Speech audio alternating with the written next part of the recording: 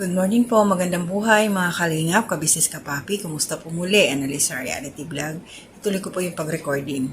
Gaya ng sabi ko kanina, gagawa pa ho ako ulit na isa pang reaction. Na-upload ko na po yung aking kalingap reaction patungkol po doon kay Joy Diwata. So ito ngayon tuloy natin. Hindi po ako inaantok, pero bukas pag, mamaya pala, antukin na ako nito pag nasa trabaho na. Pero sige, laban lang. So yun, reaction po tayo kay Ka-Business Official.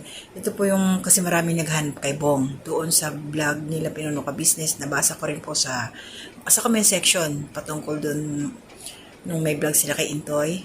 Ayan. Nandun, bakit wala si Bong?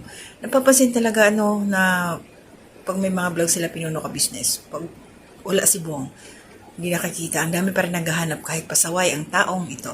Pero bago ko ituloy muli, nasa kabilaan po ng aking screen, hindi ko lang po babanggitin, support po natin. Ka-business community and Kalingap community, supportahan po tayo.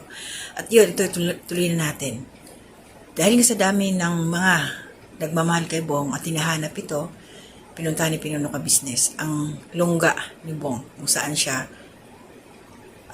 madalas pumupunta. Umuwi talaga siya sa kanyang nakasanayang lugar kung saan siya lumaki, kung saan siya gumagala-gala. Matagal na nga, almost magwa 1 week na wala si Bong. So yun, nakita nila Pinuno Ka-Business, shout out, nandun si Papa Dins TV. At nakita ni Pinuno ang kanyang mukha. Anong meron? Ito po, panoorin muna natin. Abang, bakit hindi ka umuwi? Nasabay naman ako umuwi, sabay naman ko yan. Saan ba kayo? Ay, Dito? Ano? Kumusta ka naman doon? ako naman ko. Pero uwi rin. Teka, bakit may pasa ka? Meron, bungko doon yan. May sumuntok sa ibong? Wala, sino susundok sa akin? Wala naman. Sino susundok sa akin? Wala. Pero may pasa, pakita mo oh. May mga business oh, maga. Wala, sino susundok sa akin? Wala. Pero bakit napasaan yan? Bungko sa bahay. Ang dami-daming pwedeng mabunggo, dyan pa talaga eh. Kalimitin dyan sinusuntok eh. Wala, sino susundok sa akin? Wala. O sino nga sumuntok sa'yo? Wala. Wala nga. Oo. Wala nga, promise na kuya. Wala susundok sa akin. Promise. Wala. Ayun mga ka-business oh. Doon sa mga naghahanap kay Bong, doon tayo.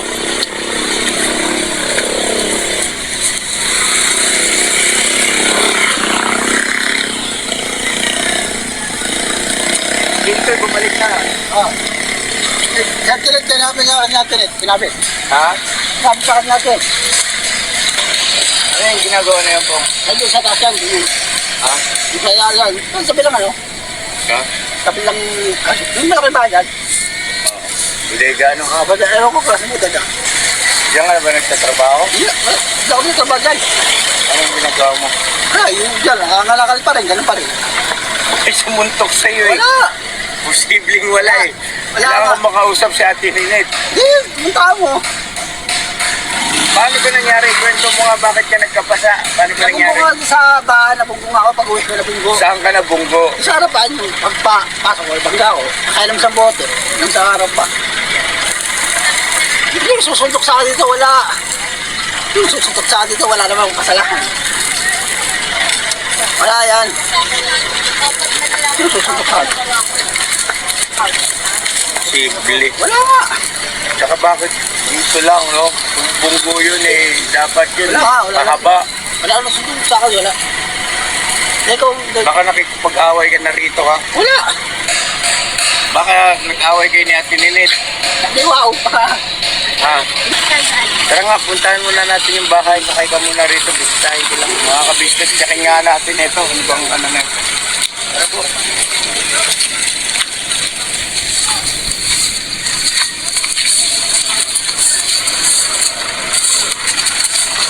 Boss. Sakay mo. Ayun na nga mga ka-business, nakita natin. Short clip po. Maraming salamat kay Pinuno Ka-Business. Nag-record po ako doon sa inyong vlog.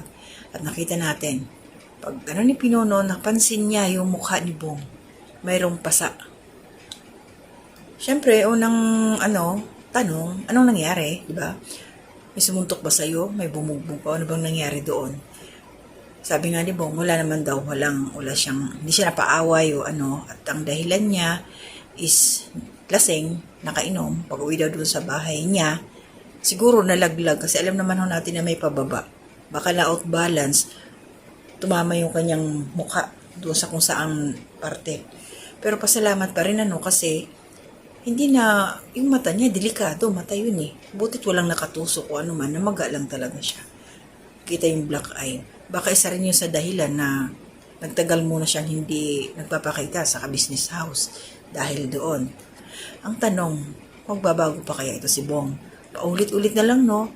Nakakainis, nakakasawa. Wala nang nangyayari. Paulit-ulit nila ang kanyang ginagawa. Uwi sa business. Babalik na naman sa kalsada. Mangangalakal na naman. Kahit pinayagan pa siya na mangalakal. Kahit nandun na siya natutulog. Kaya pinuno ka business. Kahit payagan na siyang uminom.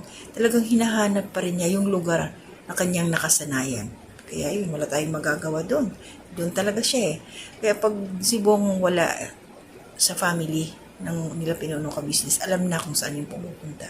At yun nga, yung pag kine-question nga, maraming si pinuno ka business, ilang beses niyang tinanong kung ano nangyari. Ako din hindi naniniwala na may mananakit kay Bong doon sa lugar nila. Wala. Nandun si Ate Ninette, pinuntahan nga nila ni pinuno ka business kasi biniro, baka daw mamaya si Ate Ninette yung sumuntok, yung sumapok kay Bong. Kaya pinuntahan nila doon. Yun nga, sabi din ni Ate Ninette, posible nga daw na sa sobrang kalasingan, yun ang nangyari. Hindi talaga na magbabago siguro to si Bong. No? Nandyan na sa kanyang sistema. Nakasanayan, nakagawian yung pag-inom. Ano nga ba talaga yung nakukuha ng pag-inom na yan? Ano bang meron sa inumin? Diba? Ano bang meron? Bakit hindi maiwanan? Bakit hindi maiwasan? Ako minom din ako pero tuba. Pero syempre, hindi naman yung tipong wala ka ng, hindi ka na magtitira ng panlakad mo. Hindi ka na magtitira ng pang-uwi. Yung pang lang. Shot lang ba? Tuba lang ha, tuba. So yan mga ka-business, masaya na ang mga naghahanap kay Bong, nakita na natin siya. At hindi natin alam kung mababago pa ba ang buhay niya, kung mayroon bang magkakagusto sa kanya. Pero siguro sa ganyang sitwasyon niya, malabo eh. Pero hindi natin masabi. Malay natin baka mamaya mayroon talagang nakalaan para sa kanya, ang ating Panginoon. Kung talagang may magmamahal kay Bong kung ano yung kanyang sitwasyon, ano yung kalagayan, mapagtitiisan talagang tatanggapin. Sobrang martir nun, no? Pagpre natin kung sino yung taong babae na darating sa kanya doon. At shoutout po kay Lola Nernie. Nakakatuwa siya, nung lakas pa rin, laban. Shoutout sa iyo, Ate Net. Maraming salamat. Always, alam ko nanonood siya palagi sa aking mga ginagawang reaction. At kay Ate Ems, Nanay Ems Courts ng Calamba City, shoutout po. Mga na-shoutout ko na sa kanina, maraming salamat sa inyo. So, hanggang dito na muna. Nag-update lang po ako para kay Bong. Ayokong mag-reaction ng yung mga nega ba, nakakadala. Dami na natin problema, dadagdagan pa ba natin. So, ito lang kay Bong. Update lang ho tayo. So, ingat po tayo. Matutulog na ho ako. Bukas ko na ito i-upload pag gising ko. Bye-bye po. To God be the glory.